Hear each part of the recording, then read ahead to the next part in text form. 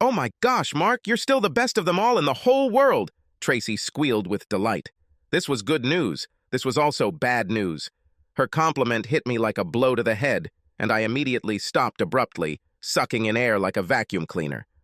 "Wait a fucking minute. We have been married for 29 years. She shouldn't even remember what the other man is like, let alone comment on it out loud during what was a great sex session. My God, Mark, you know exactly how to turn my world upside down," Tracy exclaimed. I just continued to lie there with my head on her left thigh. I made no move to continue. Tracy lay there for about 30 more seconds, also breathing heavily. I wondered if she had any idea what she had just announced. "Aren't you going to continue?" she asked, looking slightly puzzled. "No, I'm tired, baby. You took all my strength." She leaned over and kissed me before laying back down. Usually after I finished, we would cuddle for a while and then finally head to the bathroom to clean up a bit, but as I was just laying in bed, Tracy dozed off, and a minute later I heard the soft sound of her rhythmic breathing. Dream. I quietly got up, went to the bathroom, and cleaned myself up a bit, then went downstairs to my wine cabinet. Sometimes it's a real bitch to have an above-average IQ that doesn't turn off very often. Most guys would have been too engrossed in what they were doing to actually hear, let alone pay attention to, what Tracy was saying. But I'm not like most other guys. As I sat in my robe and sipped a glass of Staley's rye whiskey, I racked my brain for clues that I had apparently missed that might indicate to me that something was missing in my marriage. But nothing seemed out of the ordinary, except for the fact that Tracy and I were having sex more often than we had in years. I explained this by saying that now that our youngest had left for college 6 months ago, Tracy and I were alone for the first time in 25 years. Tracy lost 20 pounds in those 6 months and started dressing a lot sexier to show the world that she was back to her college weight of 120 and that she had invested in those 120 pounds. At 51, Tracy had the body of a goddess, with perfect breasts and a small waist, on top of great legs for a woman of average height. She's always been a beauty in the looks department, and for her age, she has amazing skin, inherited from her mother that looks pretty good for her 78 years old, so to speak. Even with the extra 20 pounds she had been carrying around for several years, until recently, Tracy was always giddy, and I knew she always would be when we first met as college sophomores. We dated for 2 years before finally getting married at 22. She's always been a little flirty, probably because she can afford it with her looks, but I've never once worried about her crossing an imaginary line until just a few minutes ago. Damn it. She thinks that just because she has big breasts, all she has to do is smile at a guy and he belongs to her. Whatever the case, give her a couple more years and she'll put those breasts in her belt, and if they ever looked on the other side, they would see that cheesecake ass that we all see. Rhonda Nichols was talking to someone in the company break room 6 months ago, unaware that the target of her vitriol was right down the hall and could hear every word of her diatribe. Tracy Robertson, the top sales agent at Midland Realty, had interrupted a conversation between Rhonda and the third agent, Carl Walters, not 5 minutes earlier by simply walking by and smiling. Even though Rhonda was already talking to him about something, Carl turned his head and followed Tracy with his eyes as she walked by, much to Rhonda's annoyance and Tracy's own amusement. It's been this way for Tracy since she was 14 years old and her tits started growing much larger than most of her friends. It didn't hurt that Tracy was blonde, blue-eyed, and, let's face it, beautiful. However, Tracy had to admit to herself that she was about 20 pounds over her college weight of 120 pounds. But she still didn't think she looked too bad for her 51 years, and don't forget that she had 2 children. The comment about the cheesecake butt, however, was inappropriate. She thought of Rhonda, a 26-year-old and decent-looking if a little thin girl, as a friend. Besides, why does Rhonda care about Carl? She was engaged to Fred, a rather handsome accountant. Carl was the new agent in the office. At 28, he was several years older than his days as a starting linebacker at Ohio State, but he still kept himself in great shape by hitting the gym regularly. He was 6 feet, 4 inches, 230 pounds. incredibly handsome, and his clothes looked good. Tracy thought to herself. The game has begun, Tracy mentally admonished herself. Tracy skipped lunch with the girls and instead went to the gym near the office where she signed up for a membership. Mrs. Cheeseass was going to make Rhonda pay dearly for her indiscretion, Tracy thought as she got back into her car and drove away. As I sat in my den on my third drink, my thoughts were all over the place. I was transported back in time to when Tracy and I first met at a large Midwestern university. I was a nerd who specialized in mathematics. I'm not a bad guy and I worked out regularly, but honestly, Tracy was a goddess. And in real life, goddesses don't date geeks. I knew who she was, but I never even talked to her. There always seemed to be a lot of guys hanging around her, waiting to be her next boyfriend. I saw her at a few parties and then a few times on campus, and although I thought she was beautiful, I had no reason to even approach her when all the good-looking guys were practically throwing themselves to the ground in front of her. A few weeks later, I was sitting quietly in the corner drinking beer at another party when someone plopped down in the empty seat next to me and started chatting, disturbing my thoughts. I was shocked when I turned my head and saw the goddess of several of my dreams right next to me. "So, are you homosexual or bisexual?" she asked. "It's okay, man.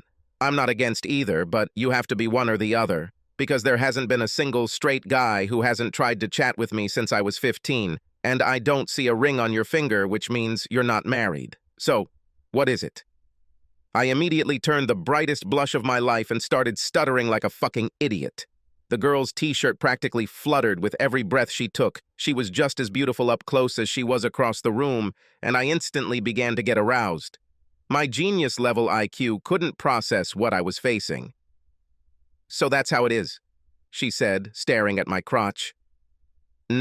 No," I finally croaked. "Neither one nor the other. I just didn't think you'd have time for someone like me with all the handsome guys lined up in front of you." "Well, you don't put yourself out there, honey. We women sometimes like our men to be a little mysterious. We left the party together and got married right after graduating from university.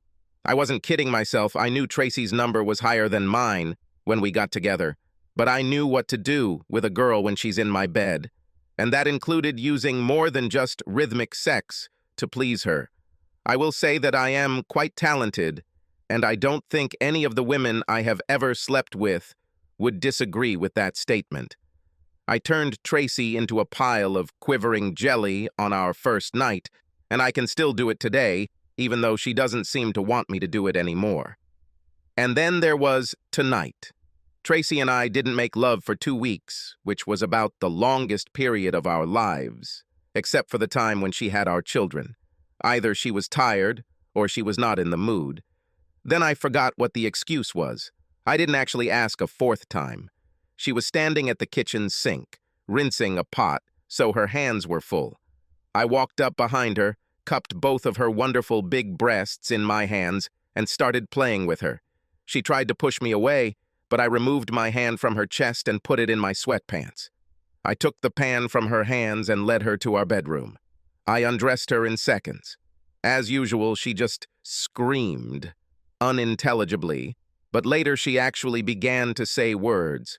For the first time in 29 years of marriage, she was talkative. I wasn't bothered when she screamed, "Hell yes, hell yes, hell yes!" In fact, I was enjoying it, until of course she came out with her assessment of my skills.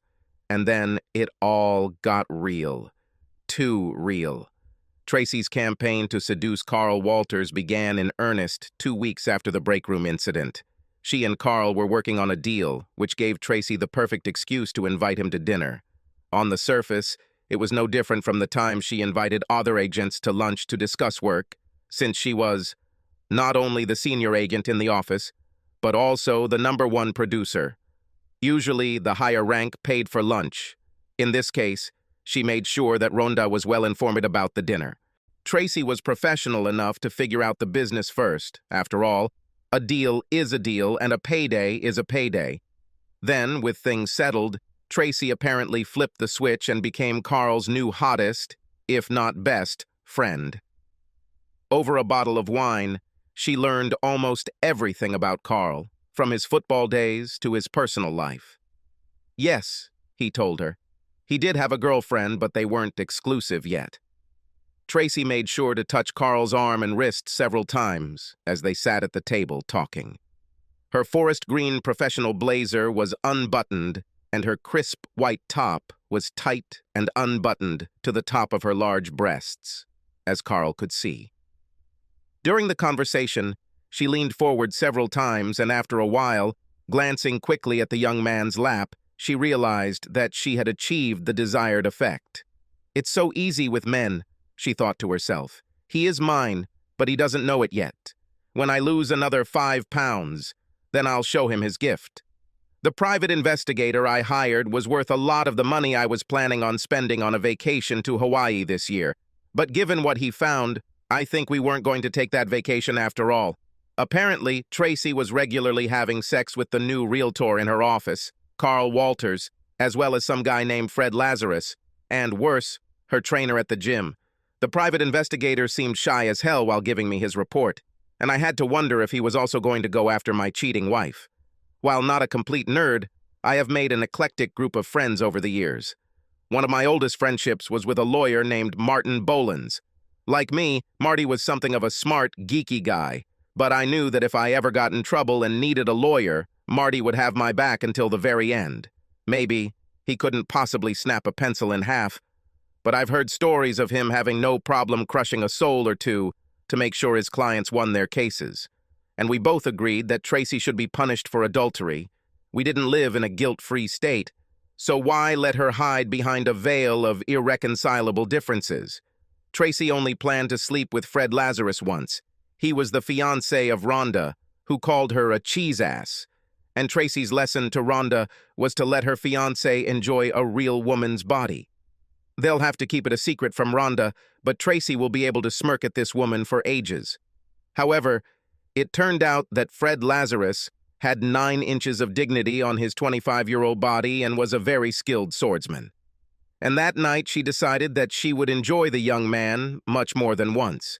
She'd find some excuse to use him instead of Carl sometimes, or maybe just give Mark another excuse as to why she had to be away. Not that she cared much about his feelings. Darren Trimble as a lover was completely unplanned. He was one of the trainers at the gym she joined, and while she admired his muscular physique, she had no intention of sleeping with him.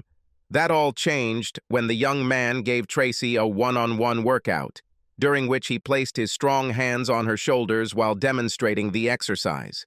Tracy immediately felt a tingling sensation from her shoulders to her heels and gently but firmly pushed her ass back to rub against Darren.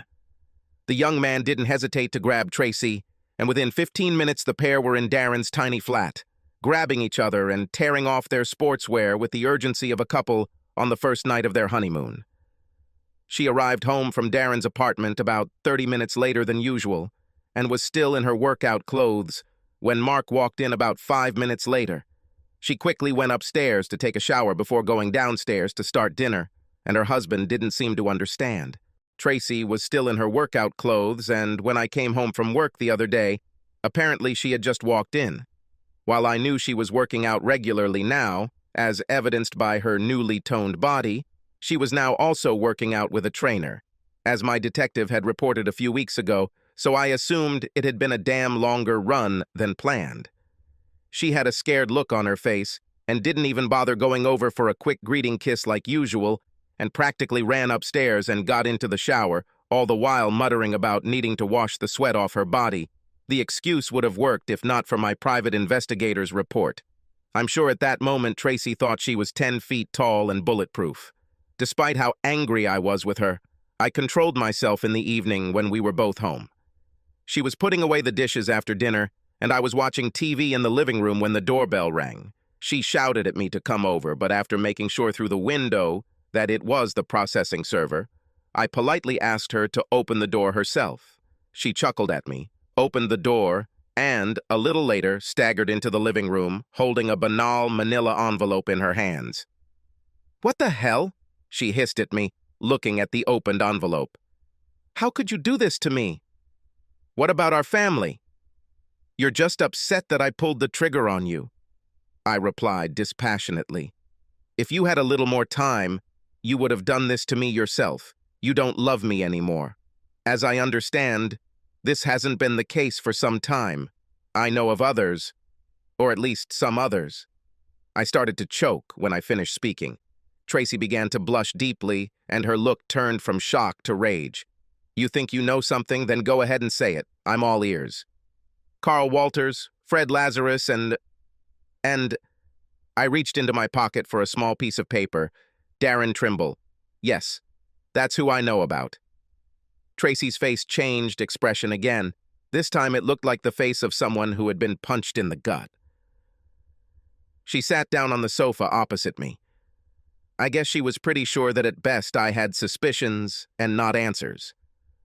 Well, I think if you were more courageous, we wouldn't be discussing this, she spat at me. I guess I shouldn't have been surprised that she immediately went into attack mode. Having sex with 3 guys behind my back must have been a huge boost to her self-confidence. Well, it's not my fault that I'm getting older, I sighed. Apparently 29 years wasn't enough to earn me a loyalty discount. Hell, none of these bastards were even alive when we got married. Tracy's eyebrows shot up at that statement. Yes, not only did I know that she had lovers, but I also had information about these guys. She looked like she wanted to continue down this path, but then she stopped herself. I'll let you stay in the house until we can sell it. I'll let you explain everything to the children and your parents, I said quietly. I stood up from my chair, went to the closet in the hallway, and pulled out 2 packed suitcases. She definitely didn't expect this. I'll come by in a few days and pick up the rest of my things. Hire your own lawyer, decide what you want to do, and call Marty. It's obvious that you don't care about me anymore, so let's do this quickly and get this over with. I have no idea what flew and crashed against the wall as I walked through the doorway. Although Mark was right, and Tracy planned to divorce him, she wasn't quite ready to take that step. She was figuring out in her mind how to twist everything so that her husband would look like the bad guy in this matter. She knew that Mark was well liked by their friends, and it wouldn't take them long to completely side with him. As for the kids, she planned to be a little more direct, attacking his masculinity and hoping the girls would see the logic in her desire to have mind-blowing sex several times a week. Tracy had to admit to herself that Mark's action had taken her by surprise. She wondered if anyone had seen her with one of her lovers and told her husband, never realizing that she herself was the source of the leak, so to speak. But it still didn't seem like Mark's world was as devastated by it as she'd imagined it would be when she finally served him with the divorce papers. She was somewhat alarmed at how well he was holding up. In fact, he seemed to almost enjoy the situation. I was proud of myself when I left the house with my 2 suitcases. I could tell that Tracy wasn't expecting what hit her and that I seemed to have everything in hand. I drove to the nearest motel and checked in. It's time to start life again. Tracy was only struggling with one aspect of the divorce, but she fought it tooth and nail. She wanted me to change the reason to irreconcilable differences instead of adultery. She still got 50% of everything, so it wasn't about the money. But I had a feeling that she was going to twist the situation a little in front of the kids and her parents to make me look like the bad guy. So leaving the case under the heading of adultery gave me enough leverage. There is no reason why everyone should know about our personal affairs, she shouted to me one evening on the phone. Just change the statement to irreconcilable differences, and I'll sign on the dotted line immediately. I know us geeks can be a little socially awkward at times, Tracy, but your logic here is so clear it shows right through. I won't give you a chance to lie to anyone to get out of this if anyone decides to look at the court records. You made the decision to entertain other men while we were still married, so now we're your scarlet brand. All you had to do was show me some respect and divorce me before you became the town slut. Tracy tried to humiliate me by spreading rumors that I was weak in bed. I heard from a couple of my buddies who got the information from their wives. I think Tracy decided that I would rather give in than let everyone think I was a weakling. It was hard, but what really hurt was when my youngest daughter, Allison, accused me of stalking Tracy to ease my bruised ego. If your mother wants to play like that, let's go, baby. I'm guessing she's already told you about her affair. Well, what they probably didn't tell you is that she's having sex with 3 guys a little older than your sister. 3, I said, holding up the appropriate number of fingers to make it easy for my daughter to count. I may not have been the man I was when I was your age, but I can still take care of myself as well as anyone. But it's not about me. We're talking about your mother turning into a self-centered bitch. 3 fucking guys, Ellie. 3! Doesn't she love me anymore? Okay. But she didn't have to have sex with 3 fucking guys who should be dating you, not your mother. Allison looked shocked and began stuttering and crying as she stood in my kitchen. I've never spoken to her so harshly, and I've never said anything bad about Tracy in front of her. Allison staggered out of my apartment after my outburst, looking lost and confused. It took all my willpower to let her walk out the door, rather than pick her up and give her a reassuring, fatherly hug. 20 minutes later, I received a call from Tracy's mother, Barb, who had not spoken to me since I filed for divorce. We used to have a great relationship. "How could you say such horrible things to my granddaughter, you idiot?" she screamed at me when I answered the phone. "This girl used to worship the ground you walked on. Now she's lying on my couch crying her eyes out. How could you say such terrible things about Tracy?" "Mom, please listen for a second. Obviously, you've only heard one side of it, and it's definitely not mine. She has 3 guys for sex that you can ask her about. And if you still don't believe me, I have visual proof." Barb inhaled enough air to launch the weather balloon. "Oh my God. Mark, do you have photos? Videos?" "Yes, Mom," I said quietly. "I wasn't planning on using the nuclear option, but apparently your daughter thinks scorched earth is necessary." No, Mark. It is not necessary. I will talk to her. 3 guys, Mark." "Really? I'm so sorry, Mark. I'm really sorry. I really am." She hung up quietly. I shook my head as I hung up. Barb has been a mother to me since my death about 12 years ago. I could always talk to her and discuss some of my problems. Now, not only are we not talking, but I just crushed her soul by telling her that her daughter was so stupid and merciless, and I had physical evidence. The divorce was eventually granted on the grounds of adultery, although it took a year. I guess Tracy continued to entertain her 3 young boys all this time, but I didn't know for sure because I wasn't watching her anymore. For me, let's just say that life has gotten really interesting. About a month after filing for divorce, a couple of women from the university's science department came down separately to my basement office in the math building to see how I was doing. Even though they had both worked here for several years, I barely knew either of them, and probably didn't say more than 10 words to either of them during the time they were here. It was nice of them to show concern, I told them, still somewhat confused as to why they would even want to comfort me, and I had their numbers if I felt I needed to talk. I have to admit, they were both good-looking, with one being divorced and in her 50s, and the other widowed in her 40s. Things like this became a regular occurrence over the next few weeks, with women from all over campus stopping by to check on my well-being. One day, as I was leaving my office, the administrative secretary of the mathematics department walked by and gave me a radiant smile. "Okay, Colin, spit it out. What's going on with everyone lately? Did I just inherit some money that I don't know about?" "You seriously don't have a clue, do you?" Colleen asked in an almost mocking tone. She was a 35-year-old divorcee with curves in all the right places. Colleen had raven hair and green eyes. I had noticed the sparkle in her eyes before, but now, for the first time, I really looked at her and noticed how beautiful she was. "It's because of your recent weight loss, Mark," she explained. She raised her left hand and moved her fingers, placing special emphasis on her ring finger. "You recently lost 120 pounds. You were always considered a nice, sweet guy, but you were an outlaw because you were married and everyone knew you were hooked on your wife. But with your ring missing, let's just say it's hunting season. There may be a lot of available guys around, but not a lot of good ones. You've simply become a rare commodity. Beautiful, smart, nice, and lonely. I don't know who saw the divorce papers, but within hours it spread all over campus. But the divorce has not been finalized yet. I won't be a free man for a few more months. I mean, that's very flattering, but everyone wants to make sure that when you become available, you know that they are waiting for you. By the way, I'm applying too, Dr. Robertson. Um, okay, I'll put your application in the queue. Really? You are so charming.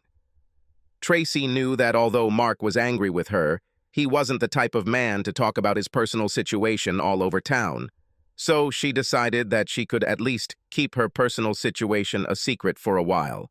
This assessment was proven wrong within 2 weeks and continued to be proven wrong until the divorce was made final about a year later.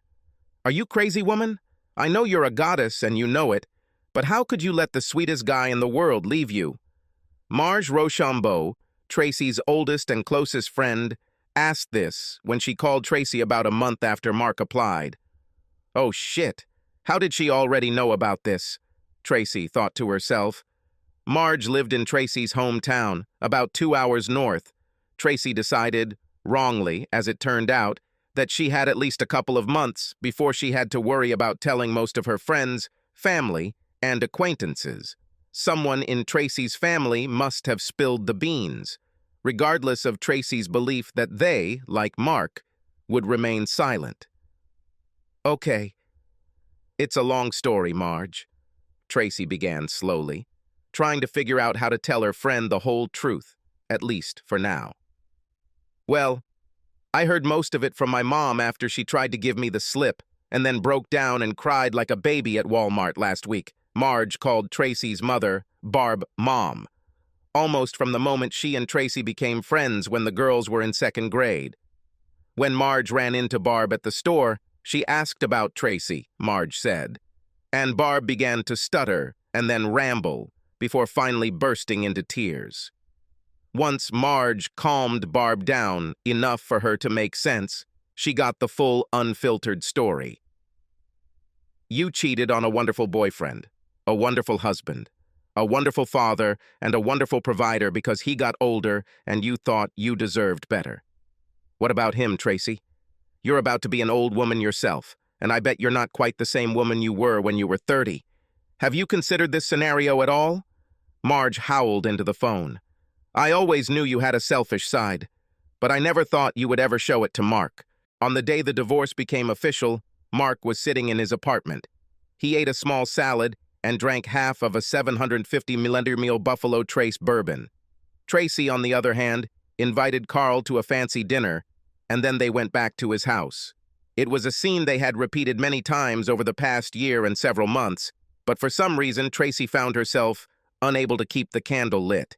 She didn't like what was happening, but admit this to yourself, or even more so to him, was absolutely impossible. When it was finally over, she told him she was tired and needed to go home.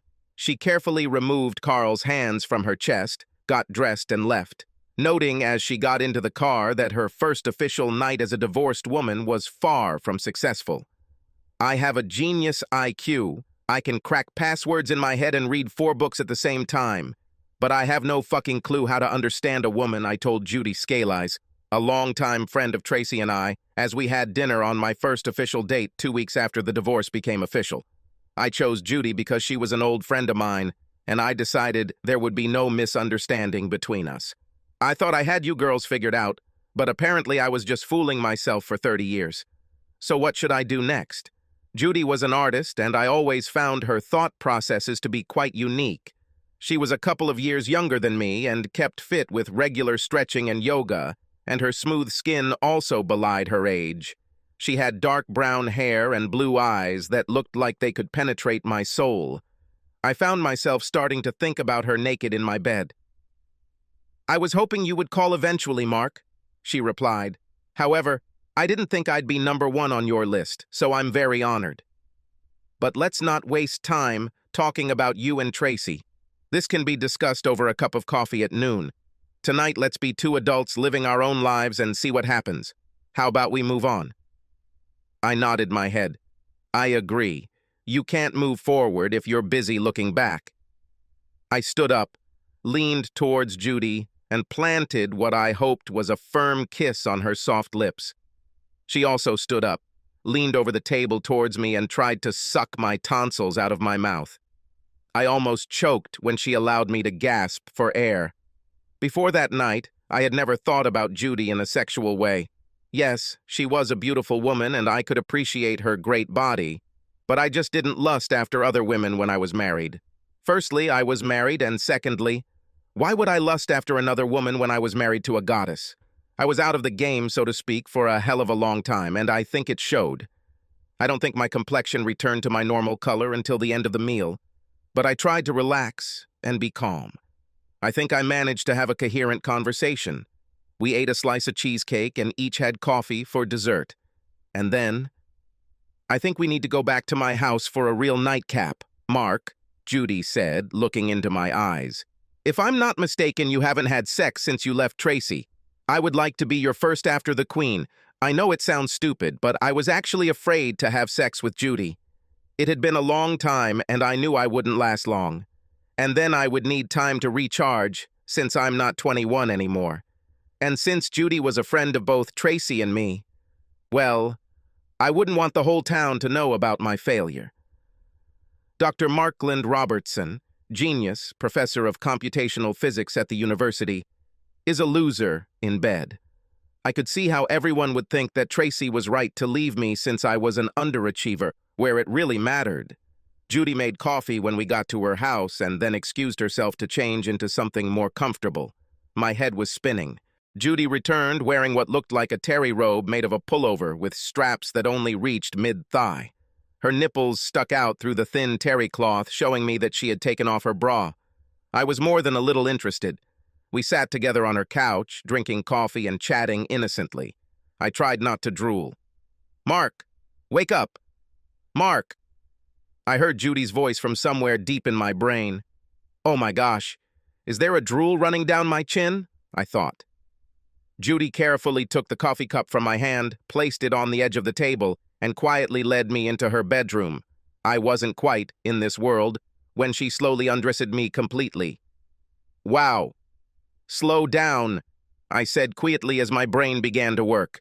"A lot of time has passed, and I'm not quite ready for it all to end quickly." "Relax, Mark." "I understand," Judy replied. "We can do this again. I'm patient." "But I'm not that patient," I answered, taking off her robe. "I'd say everything went well." "Did you seriously have to be that irresistible?" Judy half said, half asked, as we lay on the bed side by side, looking into each other's eyes. "Well, yeah, that's what I'm here for, isn't it?" I answered. "Oh my God, Mark!" Judy moved closer to me and then turned her back so I could hug her. So we fell asleep, and I slept like a log for several hours before I woke up to the wonderful feeling of Judy from the waist down. "Good morning, Sonia." "Good morning to you too," I answered with pleasure. "You are incomparable, honey," she said, looking me straight in the eyes. Tracy met Judy for lunch at one of their favorite places about a month later. Tracy called and invited Judy to a meeting, and although the two were friends in their own right, Judy knew that the dinner was about the time she spent with Tracy's ex. Judy had met Mark a couple of times before, and she didn't think this call was too random. The first 10 minutes were spent discussing the latest news and each other's children before Tracy finally fired the opening salvo. "Lots of dates, Judy? Really? I thought you didn't exercise anymore," Tracy said with a cat purr. She took a sip of her margarita and waited. Judy felt herself blush as Tracy made her statement. Although she knew what awaited her, she suddenly felt less comfortable than she thought. What she thought would just be a quick one-off way to satisfy her own curiosity became something a little more personal when Mark Robertson gave her some mind-blowing dates. This man sure was a master at sex, Judy thought to herself. "Is he always this good?" Judy asked, like an awestruck teenager. Tracy was somewhat puzzled by Judy's assessment of her ex-husband's talents, because Tracy suggested that Mark wouldn't use all his chips on a mistress like he did on his wife, and suggested that the sex with Judy was mediocre. Judy's reaction told Tracy that Mark had rocked her world, and she confirmed it seconds later. "How could you let this man leave your life? Are you crazy, little sister? Smart, handsome, sweet, and damned wizard." Tracy's smile disappeared from her face. She took a quick sip of her margarita and sort of raised her eyebrows in response, then quickly changed the subject as she set her drink down. Judy saw that her praise of Mark was not at all what Tracy had expected. Not wanting to show Tracy her luck, she allowed Tracy to steer the conversation away from Mark. Molly Hamilton was pressed against my right side, her right hand on my chest, breathing rhythmically in her sleep. We had just finished a wild sex session. What we were doing was definitely not lovemaking, and I was tired too. I was beat up, sticky, and definitely felt like $1,000,000. If I live to be 100, I will never understand women. My ex-wife cheated on me because I couldn't give her what she needed sexually, she said. So, I just slept with my third woman in the last 3 months. I had possibly the best sex of my entire life. And I made this 32-year-old scream like a banshee and nearly pass out. I can't put it all together. Molly is a physician assistant who works in an orthopedic clinic. I know it sounds corny, but I actually met her at the gym. She was working out hard on the machines, sweat was running down her face, and she was filling out her tight workout uniform really well. I usually take a quick glance at cute girls and then move on. But this babe was happy to flex her legs, even grunting as she stood up, and with her tousled hair covered in sweat, I knew she was here to work, not to attract a partner. That's why she attracted me. I waited until she finished her workout and headed to her locker before cautiously approaching her. I haven't dated too many women since my divorce, despite many making it clear that they would like to be asked out. But there was something about her appearance and her efforts at the gym. I introduced myself and asked if I could invite her over for coffee and dessert one evening. She hesitated for a moment, and I saw the light in her green eyes change shape before agreeing. She asked for my number, then entered her name and number. We smiled at each other. Then I looked at her beautiful ass as she turned and walked out of the gym. Before she could walk out the door, I called her on the phone. I know it seems pretty desperate, but now is a good time to ask this question. How about Thursday evening? I asked. She turned around and looked at me through the glass of the door. She smiled widely, and I think maybe my heart skipped a beat. So it's Thursday evening. I'll meet you at Laszlo's at 7, she said into the phone. Needless to say, the rest of my workout went great. That night, absolutely nothing hurt. On Thursday night, I arrived at Laszlo's at 6:50, found a small table in the back, and ordered cheesecakes. Less than 2 minutes later, Molly showed up with her long blonde hair pulled back into a ponytail, wearing tight jean shorts and a t-shirt that didn't quite reach the top of her shorts. She was showing off the results of her ab workouts at the gym, and I couldn't blame her. They were definitely impressive. Her breasts looked a little small, but they seemed to be in good symmetry with the rest of her body. Plus, she probably would have attracted too much attention if she was a little bigger because she wasn't wearing a bra, and it was easy to see when she walked up to me. I was sitting at a high top desk, so Molly had to sit up to sit in her chair while I held it for her. And her bra-less tits kind of bounced when she sat down.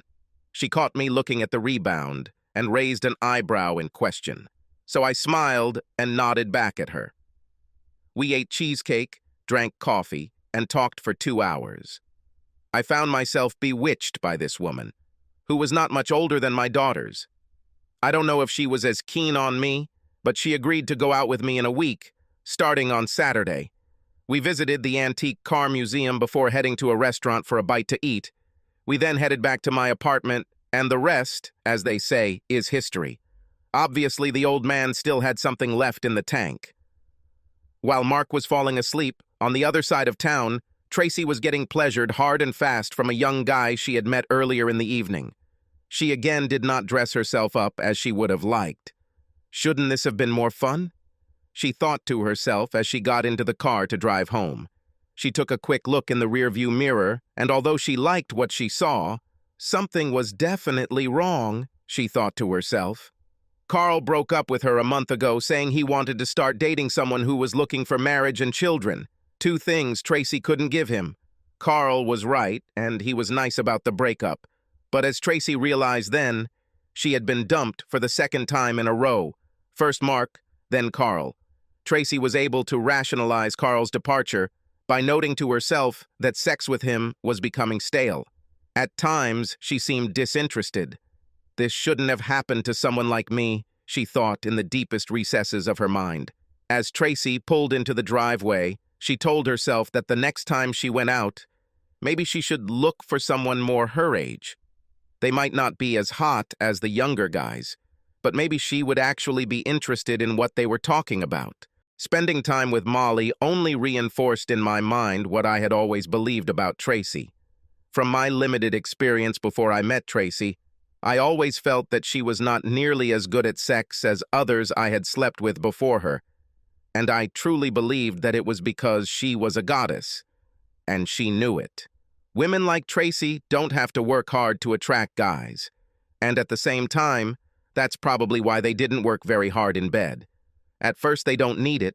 Guys get pleasure from the fact that they manage to get a beauty with big breasts, but after a while, it's not the same thrill, especially if the woman is selfish and doesn't really give it her all. Tracy and I have had a few gentle discussions about this over the years, but I've never been able to really go ahead and tell her that she's just not that good in bed. So I just went with it because I loved her. But Judy, Katie, and now Molly had shown me what great sex could be, and as I got into bed and started to fall asleep, I thought that Tracy had tricked me again. 2 weeks later, I picked up the phone to hear Tracy on the line. I was more than a little surprised and a little suspicious. I didn't talk to her for months, and when I was with my daughters, they didn't talk about her at all, because they knew I wouldn't talk about her to them. Although I wanted my daughters to love and respect their mother, I told them in no uncertain terms that my relationship with their mother was over and they needed to respect that, and so far they have succeeded. Mark, April wants to know if we can be civil to each other long enough to survive her wedding. Looks like Robert has finally popped the question, and she wants us to get married, but only if we don't intend to act like enemies. Well, I haven't heard from April yet, but you can assure her that I will be the perfect gentleman, especially if you remember that you were the woman I once loved. And I will pass this on to our daughter when she officially calls to tell me her good news. April called the next day to tell me her good news, and I told her the same thing I told her mother. She informed me that Tracy was going to help her plan the event, and I told her to have the time of her life, and I was more than willing to pay for it. I'm not overly emotional, but I have to admit that when I walked April down the aisle, I was shocked. My little girl put aside her dolls, silly songs, and love for toys, and grew into a beautiful woman, both inside and out. The walk down the aisle only lasted a couple of minutes, but in those 30 steps, I saw hundreds of images flashing before my eyes. When I handed it over to Robert at the altar, a river of happy tears flowed down my cheeks. I walked over to our family and stood next to Tracy, who leaned over and kissed me passionately on the cheek. She was crying, too. We did a waltz for our father-daughter dance, and I thought it went well. Robert and his mother, Isabel, then danced a mother-son dance to the foxtrot. After that, the music became more modern, and for the most part, the hall was filled with people in their 20s and 30s. I stood at the bar for about 10 minutes, drinking a single malt scotch before making my move. Tracy was on the dance floor with one of the 30-odd guys slow dancing when I walked up and asked him if he minded if I intervened. He seemed a little embarrassed, but Tracy lit up like a Christmas tree and extended her hand towards me, making the decision for the boy. "You don't trust me with these kids?"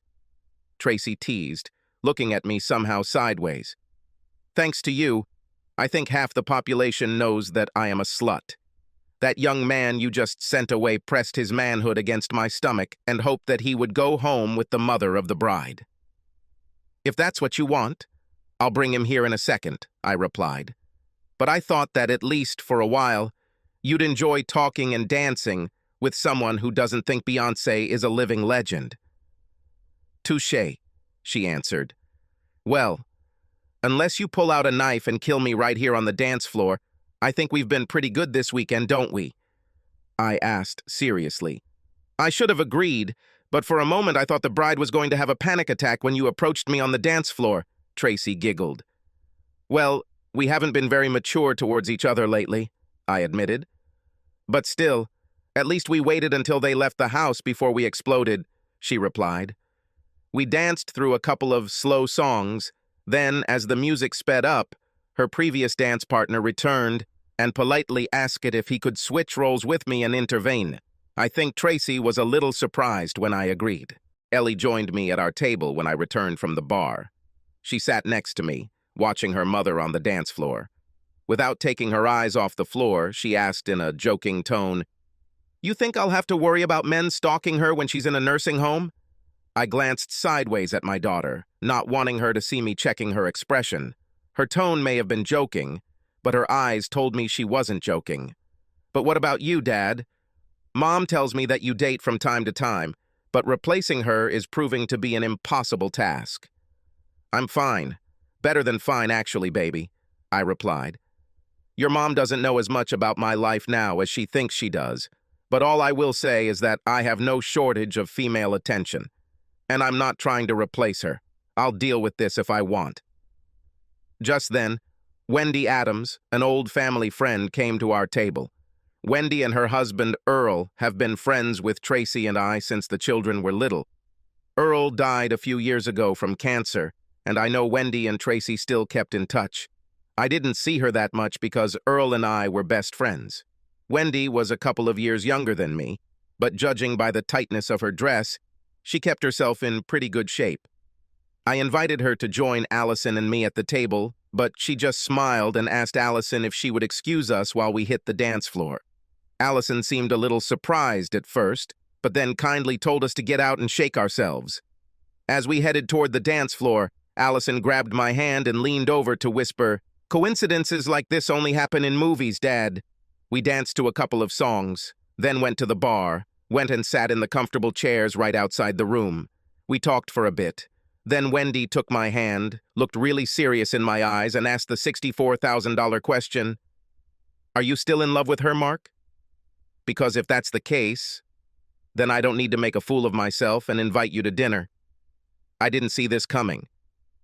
I thought Wendy was pretty close to Tracy, so I never even thought about asking her out, even though she was lovely.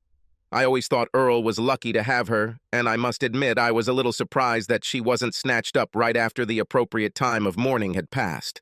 I will always love her to some extent, despite what she did to me. Maybe it's like a smoking habit, but I'm not in love with her and I don't love her with all my soul, I replied. But you and her, I don't want to create any problems between you two. I forgot that one of Wendy's best qualities was her approach to life. She quickly reminded me, "Mark, I'm not a girl anymore, and I've been alone for 8 years now. There aren't many men I'm interested in, so I'm not going to say no to someone who's in the same room with me. Tracy let you go. It's been, 3 years since your divorce became official, and I know you're dating. You're like the #1 draft pick in the League of Fantasy Husbands, if only we had one. So no, I'm not going to lose a second of sleep worrying about what Tracy will think about you and me dating, and other things." She blushed when she said the last part. Suddenly, I really wanted to be the one with whom she got back on the horse, so to speak. I handed her my cell phone, and she entered her number. Then, as I was getting my phone back, April and Robert came out of the hall looking for me. April knew who Wendy was, and the two of them chatted for a bit before Wendy said, I needed to go back and play father of the bride some more. I walked up to her, took both her hands in mine, leaned down and quickly kissed her on the lips. "To be continued," I said quietly as Wendy blushed. We did all the usual wedding things, including cutting the cake, and Tracy was practically glued to me for the rest of the night. I think maybe April told her about my conversation with Wendy, and I assumed that maybe it was a little jealousy on her part. I have to admit I was a little flattered, even if it was 3 years later. When April and Robert returned to the hall, April approached Tracy and told her that they had just interrupted Mark and Wendy Adams, who appeared to be having intimate conversations. She said they kissed when they separated. Allison told Tracy that she had been watching Wendy and Mark on the dance floor and that Wendy looked like a teenager in love. Allison said she thought it was cute. Judging by the look on Tracy's face, she didn't think it was cute. After making sure everything was taken care of at the end of the night, Tracy and I were left alone in the hotel lobby. I knew she had come by taxi, so I offered to give her a ride home. She agreed on the condition that I let her buy me a drink at the hotel bar. Considering that this was the best thing Tracy and I had gotten along with in years, I agreed and we walked down the hallway and sat down at a low table at the bar. The lady will have bourbon on the rocks, and I'll just have Staley," I told the waitress when she asked for our order. "It's nice that you still remember, Mark," Tracy said. "You're still the only woman I've ever seen who knows how to drink whiskey properly," I replied. "Are you going to have fun with Wendy Adams?" She then blurted out, putting a hand to her cheek and blushing when she realized the words that had left her lips. "I regret. I didn't mean for it to come out this way," she said, stammering. "I meant, are you going to date her? Over the past few years, you have dated a lot of beautiful women. I don't think you even missed me. Was it your plan to make me fail so you could sow some wild oats?" I lowered my glass and stared into her blue eyes. She looked back at me, and her eyes seemed almost glowing. The silence between us lasted about 15 seconds as I formulated my answer. "That's a nice try, Tracy, but I seem to remember someone sowing their wild oats while we were still married. To this day, you have never explained what made you treat me so disrespectfully when I would have been perfectly happy to grow old with you." "Will this proposal still be discussed?" she intervened. To say I was stunned would be a gross understatement.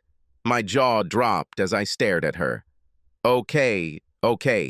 I made a mistake, a terrible mistake, an incredibly stupid mistake." Tracy sighed. "I was afraid that I was getting old, and I got carried away with great sex with a young guy to prove to myself that I could still excite men like before. Only in reality it was not different sex from the real physical act. It was the thrill of a new man, a young man, lusting after me. Only I wasn't smart enough to understand it back then, and when I started comparing them to you, well, you were lacking compared to what those kids could do. And the fact that you were just such a sweet, innocent guy while I was having fun made me think that you were just a smart ass. But it turns out I was wrong. After you left me, the thrill of the game disappeared. And after a while, the thrill of a new person, or rather people, disappeared. It was still an ego boost to have a young guy half my age want me, but nothing was happening emotionally. Damn it, Mark, I'd kill for a hug after good sex. Have you thought about dating someone your age, someone who was in your category, and has an idea about life? Even if he can't hit the high notes like these kids? After all, Tracy, no matter how good you look, you're not 22 anymore either, I said. That's what I'm trying to do now, Mark, she said decisively. We had 30 good years together.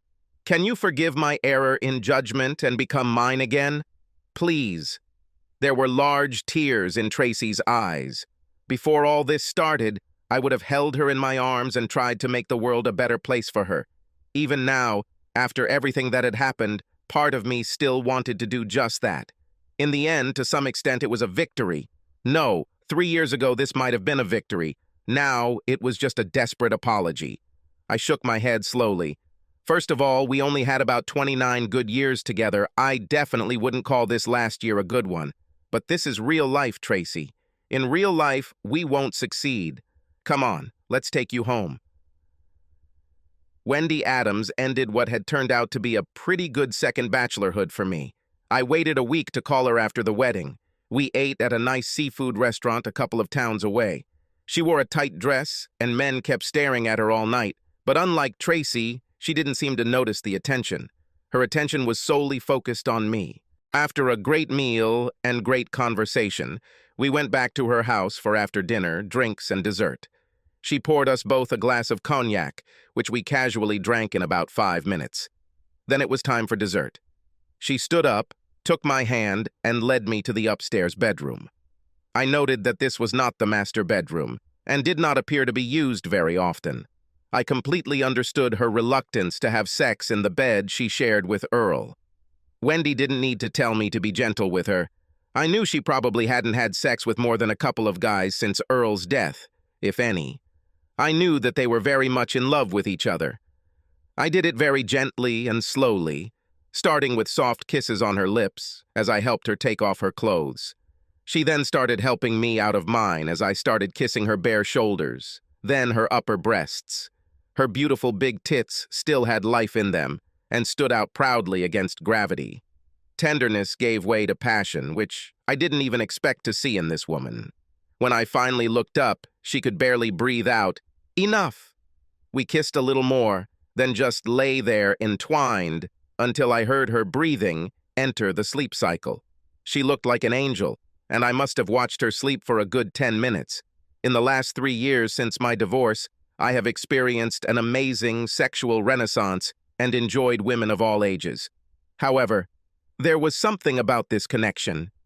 Yes, I was satisfied on a sexual level, but it seemed that I had an emotional attachment to Wendy. I just started to wonder if she felt the same way as I drifted into what turned out to be my best night of sleep in forever. Although it was no longer unusual for me to wake up in a strange bed in the morning, everything about this morning felt different. You know, almost like waking up on a lazy Sunday morning in the good old days with Tracy downstairs making breakfast and the girls running around her feet playing some kind of game. But there was no Tracy there, no laughing children. Just Wendy frying up some bacon, if my nose serves me right, and there was a pot of coffee already standing. I put on a t-shirt and trousers, I couldn't find my shirt, and staggered downstairs, not caring about anything. Then I found my shirt. Wendy was wearing my shirt and nothing else, with the sleeves rolled up to her elbows and the buttons only halfway buttoned. My shirt has never looked better. "Hey, Sonia, I hope you don't mind that I borrowed your shirt. It just smelled like you and I wanted to stay around it for a while longer," she said. "Well, then how about breakfast?" I asked. "Can a starving man get a little attention?" She slowly sidled towards me as I spread my arms wide and pulled her into a tight hug. She smelled just like us last night, and I couldn't imagine a better scent in the whole world. I moaned. She moaned in response. We ate and discussed our plans for the day. It was Saturday, so we had all day to do whatever we wanted. We never discussed what I was going to do or what she was going to do. We discussed what we were going to do. We made several plans before I came up with the most brilliant idea of my life. "This will sound completely stupid, but how about we get married today?" I asked. "You have an excellent IQ," she replied. "I will do whatever you think is best." It was that simple. I knew the local justice of the peace had Saturday office hours, so I called to see if he was available at 4 p.m. And so it was, so we had just over 7 hours to get cleaned up and ready for the wedding party. I needed a best man, and Wendy's 28-year-old son, Aaron, was more than happy to support me once I explained that the bride was his mother. He said he, his wife, and 2-year-old daughter will make the hour-long drive to attend the ceremony. Wendy called her mother and asked her to be her maid of honor. When she asked, her cell phone was on speaker, and my future mother-in-law, whom I had never met, burst into tears before choking out an affirmative answer. I then called both of my daughters and invited April, Robert, Allison, and whoever she wanted to be, my +1. "Do you think I should invite my mother as my guest?" she asked impudently.